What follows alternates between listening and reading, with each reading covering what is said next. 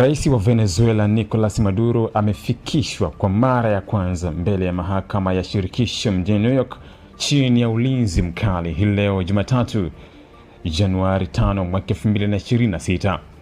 Aliwasili akiwa amefungwa pingu mikononi na amevaa sare ya mfungwa, hali iliyovutia hisia za waliokuwepo mahakamani na vyombo vya habari vya kimataifa.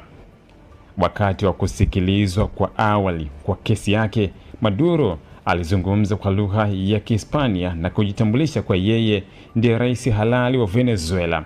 Hata hivyo, maafisa wa Marekani walipinga madai hayo na kusisitiza kuwa anakabiliwa na mashtaka ya jinai kama raia wa kawaida. Mahakama ilitoa mkalimani ili kusaidia mawasiliano kati ya pande zote mbili. Maduro alikana mashtaka yote na kuwasilisha ombi la kutokuwa na hatia.